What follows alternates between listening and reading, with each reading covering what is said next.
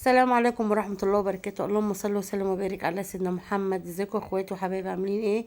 النهارده بقى مش هنعمل اكل، النهارده هنعمل بقى مع بعض الصابون الصلب. صابون الصلب او الصابون البلدي. جميل جدا جدا، بينظف المواعين، بينظف الهدوم. بجد بجد جميل بالطريقة اللي انا هعملها لكم دي. تحفة وبيطلع اي بقع. تعالوا بقى نشوف الرغوة بتاعته عاملة ازاي. دي معايا ليفة اهيت، دي ناشفة خالص. هناخد حتة كده وهوريكم بقى الرغوة بتاعته عاملة ازاي. طبعا لسه اصلا عاملاه، فبرضو هنسيبه ينشف براحته. بس بصوا بقى، انا بوريكم بس ايه. بصوا، يعني والله ما شاء الله جميل جدا. بصوا الرغوة عاملة ازاي، بسم الله ما شاء الله، تحفة. وبصوا بقى، عايزه اقول لكم في الالمونيا في الابيض جميل جدا جدا، لان احنا عاملينه بمكونات حلوة، اللي هو ما يبقى الزفر. هيبقى جميل. تعالوا بقى نشوف هنا. بص عندي ده كيس انا بعبي فيه مثلا ليمونة، مثلا باظت سن عندي في الفريزر، في التلاجة قصدي، بحطها في الفريزر. قشر ليمون، قشر برتقان، قشر استفندي، دول كانوا عندي. وانا بقيت كل ما يفيد حاجة احطها في كيس وارميها في الفريزر زي ما احنا شايفين كده. بصوا مجمد اهو. هحطه هنا كله في الحلة. تمام. بصراحة جميل جدا وريحة حلوة والزيوت اللي بتنزل من البرتقال والاستفندي دي مدية قوام حلو اوي للصابونة. ناعمة وجميلة جدا، وريحتها حلوة، وكمان بتنضف. يعني عارفين، والله انا جربتها في شراب ابيض. بصراحة بتطلع البقع اهو زي ما احنا شايفين. طبعا حطيتهم على النار وسبتهم لما غليوا، وزي ما احنا شايفين بردوا خالص. اوعي تحطيه مية، اوعي تحطيه سخن، عشان مش هينفع، هيبوظ الدنيا خالص. هصفي هنا كوباية بس، هي كوباية واحدة بس اللي هاخدها هستعملها. زي ما احنا شايفين لازم تصفيه، عشان التفل بتاع الليمون ده ما ينفعش هيتعمل، هيبقى باين اوي في الصابونة، هيبقى مخرص فيها، وانا مش عايزة ايه اي تخريزة في الصابونة. طبعا اللي فات ده انا مش هنرميه، ده هنخليه بعمل بيه حاجات تانية. جميل جدا على فكرة. انا على ما غليته على النار كان عامل ريحة فظيعة في المطبخ. بجد بجد ريحة جميلة جدا. اهو هنحط الكوباية هنا اهو زي ما احنا شايفين في الطبق دوت. تمام. هنعمل كل حاجة بالكوباية دي، المعيار كله هيبقى بالكوباية ديت. هنا زي ما احنا شايفين حطيته اهوت. هجيب بقى دلوقتي اللهم صل على النبي. هجيب البطاص، او بيسموه في البلاد العربية القطرونة، او صودا قوية، او حجر تسليك البلاعات. يعني ليه كذا اسم، بس احنا عندنا هنا بنقول عليه بوتاص او صودا قوية، يعني الاتنين دول. تمام. هنملى كوباية خالص. بصوا بقى البوتاص ده جميل جدا، اللي هو قشور، تحس ان هو عامل زي يعني شفت جوز الهند اللي هي بتبقى عاملة زي القشر دي، هو زيه. ده احسن حاجة وده انضف حاجة، ان هو بيبقى جميل. اوعي تجيبي السايب، او اوعي تجيبي اللي هو عامل زي البودرة، ما بيبقاش حلو. تمام. مش هيديكي المفعول الحلو بتاع الصابونة. هنبصوا هنا اهو. حطيناه على المية وزي ما احنا شايفين. هنقلبه بقى خالص لحد ما يدوب خالص. وخلي بالك من ايدك، علشان بجد بجد لسعته وحشة. الله المستعان.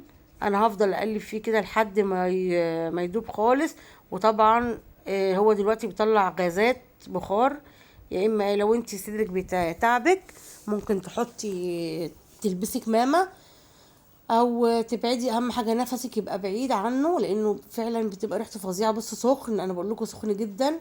وطبعا استحاله ان انا احط عليه الزيت دلوقتي، لان لو انا حطيت الزيت دلوقتي هيبوظ لي الصابونه ومش هينفع، هيفصل الزيت عن البطاطس. زي ما احنا شايفين اهو برد، زي ما احنا شايفين اهو. بصوا انا بوريكم ايدي اهيت، وانا بقلب جامد كده نطر على ايدي لسعني، بس انا حطيت شويه خل. انت الحقي نفسك بالخل على طول. بصوا بقى ده زيت طبعا مستعمل، طبعا عندنا كتير. بدل ما معلش سوري في الكلمة ما نبيعهوش، لان حرام نبيعه. لان انا عرفت ان في ناس بتاخده، الله يسامحها بقى، معرفش بيعيدوا تدويره تاني. فعلى ايه؟ لا، نعمل بيه صابون ينفع في البيت. دول 4 كوبايات زيت بالكوباية اللي انا وريتها لكم، البلاستيك اللي كانت قدامكم دلوقتي. دول 4 بالظبط. تمام. زي ما احنا شايفين هصفيه خالص اهوت. بصراحة انا بعمل بيه صابون سايل، بعمل بيه صابون صلب، بعمل بيه منظفات للمطبخ. ده احسن ما ايه ما تتباع بصراحة، كده احسن. وده مش زيت، مش زيت بقى بانيه وفراخ وبس، لا والله، زيت بانيه وسمك وكل حاجة انا عاملة بيه، عشان ما حدش يقول لك لا مش عارف ايه، لا. ومش هيبقى مش هيبقى زفر. واللي خد مني الصابونة دي وجربها قبل كده يشهد على كده، استحالة يكون زفر، لان انا حطاله ليمون مع قشر البرتقال والكلام دوت. وغير كده الحاجات الاضافات اللي انا هحطها بجد بجد مخليه الصابونه تحفه ورهيبه، بجد رهيبه رهيبه. هنقلب بقى الصابون زي ما احنا شايفين كده، نفضل نقلب شويه الزيت مع البطاطس، لازم نقلبه شويه حلوين كده، تمام. وبعدين نشوف ايه الاضافات اللي هنحطها تاني. معانا بقى ايه اضافات يعني جميله جدا، موجوده في كل بيت، موجوده بره في السوبر ماركت هتلاقيها. بصي بقى، دي عندي زهره بيضه، تمام. لو انت ما عندكيش زهره بيضه، انا الزهره البيضه دي جايباها من عند بتاع المنظفات. لو مش موجوده عندك ممكن كيس فانيش. بصي سهل جدا يعني، موجود فانيش في اي حته. بس انا صراحه كان عندي زهره بيضه، فانا هحط منها معلقه ونص زي ما احنا شايفين، وهقلبها كويس. الزهره البيضه ليا ام منى، الزهره البيضه بتطلع البقع. الزهرة البيضاء حلوة جدا في الغسيل، عشان انا قلتلك الصابونة دي انا هعملها للمواعين وللغسيل الاتنين مع بعض. نضيفة جدا جدا جدا، بتخلي الغسيل زي الفل. لو انت هتنقعي شوية ابيض، بتبشري حتة صغيرة وتسيبيها مع مية سخنة وتنقعي فيها الغسيل، بيخلي الابيض قشطة. ان شاء الله هجرب معاكم في مرة واوريكم. انا جبت هنا مضرب عشان اسمها ايه دي، الزهرة البيضة كانت عاملة تكتلات، فلازم ان انا ايه اضربها خالص عشان ما يبقاش ليها اثر. المضرب ده على فكرة يا جماعة للصابون ده، بس انا مش ما بستعملوش في اكل عشان تبقوا عارفين. بس انا كنت جايباه عشان استعمله، لقيته تقيل قوي في الضرب فخليته الحاجة زي دي. واي حاجة تستخدميها خلي بالك عشان ده بطاس. هنقلب بقى زي ما احنا شايفين كده، هنفضل نقلب شوية شوية حلوين كده. وبعد كده نبتدي نحط الإضافات التانية. برضو الإضافات التانية على قد إيدك جدا جدا جدا، ومش غالية، في أي حتة في السوبر ماركت، في عند أي بقال. عندي هنا أوكسي بالليمون، لو انتي ما لقيتيش أوكسي أنا كنت بعت أجيب بريل أو فيري، بس بصراحة هي ما لقيتش عنده، فلقينا أوكسي مش وحش برضو، أوكسي حلو بالليمون. دول كيسين، مش كبار، صغيرين. وكيس برسيل جل باللافندر. ليه بقى البرسيل جل باللافندر ده؟ بيدي ريحة حلوة للصابونة، وبيدي نعومة. وكمان اقولك على حاجة، بيبقى فيه طبعا المواد الحافظة اللي بتبقى في البرسيل، هي اللي بتحافظ على العمر بتاع الصابونة.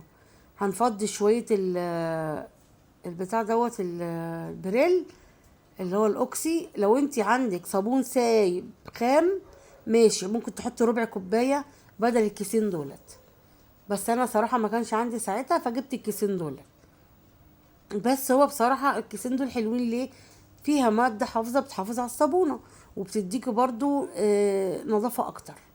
هنحط الكيس التاني، وكل ما بحط كيس بقلبه، تمام، عشان ايه يتجانس كله مع بعضه. ادي الكيس التاني اهو زي ما احنا شايفين، هقلبه برضو، كل حاجه بقلبها.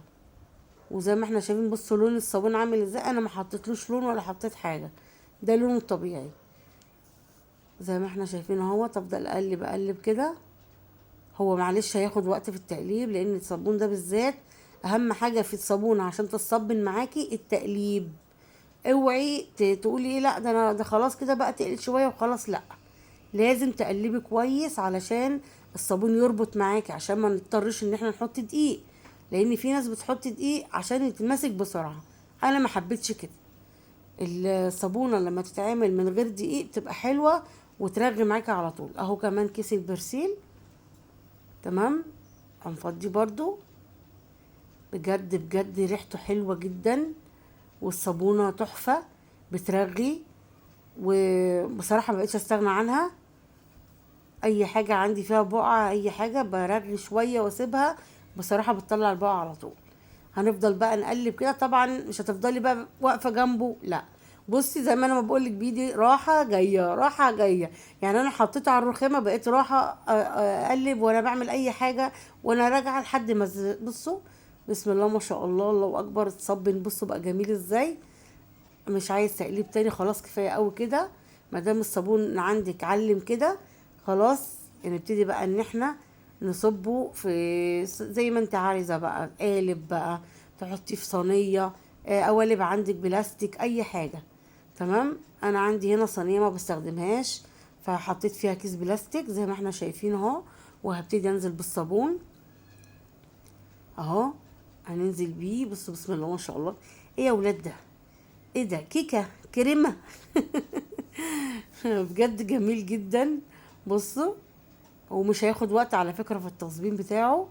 خلي بالك منه عشان بيمسك بسرعه، لان ده مش حاطين له مواد سايله كتير ولا حاطين له دقيق. تمام. فناخد بالنا ان هو هيصبن بسرعه، مش هياخد وقت معاكي. يعني انا عاملاه مثلا كنت عاملاه الساعه 12 بالليل، الساعه 2 دخلت بصيت عليه لقيته اتصبن، فروحت مقطعه على طول زي ما احنا شايفين اهو. هفرده بقى، لازم افرده كله في كل جزء كده عشان تبقى الصابونه متساويه مع بعضها، متبقاش حته عاليه وحته نازله اهو. خلاص اهوت زي ما احنا شايفين. بصوا انا برج الصينيه وبدقها جامد على الرخامه عشان مفيش اي فراغات، اي هواء تبقى ايه مفيش فيها. بصوا العلبه دي بتاعت لبن برضو، انا كنت ساعات بعمل فيها وبعد كده امسكه اقطعه بعد ما اخلص. بس انا استسهلت بصراحه الصينيه عشان كمان تبقى متاحه عند اي حد، ما تبقاش ايه يعني العلبه بقى مش عارف ايه، لا الصينيه موجوده اهي. وعلى فكره ممكن تعمليها في اطباق بلاستيك كده صغيره بتاعت الرز بلبن برضو، ممكن تعملي فيها اي ازازه بلاستيك، ممكن اي حاجه شغال زي ما احنا شايفين. بصوا بعد ساعتين بالظبط نشف اهو قدامكم. هبتدي بقى ان انا اطلعه من الصينيه اهو زي ما احنا شايفين. هركن بقى الصينيه على جنب وهبتدي ان انا ابعد الكيس عنه شويه. ايوه. بصوا ما شاء الله الصابونه السمك بتاعها حلو، ومش عاليه ولا واطيه ولا رفيعه يعني ولا تخينه، حلوه. بص انا حبيت ان انا اقطعها بدي عشان تدي منظر، بس ممكن تقطعها بالسكينه عادي، بس انا حبيت اقطعها بالسكينه المشرشره دي، حلوه. القطعه دي جميله جدا، خلت منظر الصابونه حلوه. المنظر حلو برضو يا جماعه، يعني لازم يبقى الشكل حلو قدامنا، يفتح نفسنا كده لغسيل المواعين. هنقطعه بقى بنفس الطريقه كله. تمام. اهو انا بقول لكم هقطعها كلها. بصوا هنا بعد ما قطعته، بصوا والله الشكل حلو. سيبكم انتوا بقى، يعني حته بسكوت. ايه ده يا ولاد؟ اهو زي ما احنا شايفين كله اهو. طبعا انا الصابون دوت ما تستعملهوش على طول، لا يعني اقل واجب 20 يوم على ما تستعمليه. ليه يا سوسو 20 يوم؟ عشان خاطر برضو الصودا الكاوية ما توجعش ايدك. هو انا يعني اما جربته اول يوم عادي مفيش مشكلة، بس برضو حفاظا على ايدك بلاش ان هو ايه اول اسبوع كده او 10 ايام هيبتدي ينشف اهو زي ما احنا شايفين. انا رصيته كله في الصينيه ديت. تمام. وبحطه بقى فين؟ احطه فوق التلاجة، احطه فوق ديب فريزر، يعني حاجه عاليه عشان ينشف براحته. كل يوم بقلبه على الوش التاني عشان يبتدي ان هو ايه ينشف الناحيه دي. بصوا انا بقول لكم بصوا طري اهو. بلاش تستعمليه دلوقتي. تمام. يا رب تكون طريقتي عجبتكم، وان شاء الله تكون طريقة سهلة وبسيطة. ويا ريت بقى حبايبي واخواتي ما تنسونيش في الشير واللايك وتفعيل الجرس عشان يصلكم كل جديد. باي باي.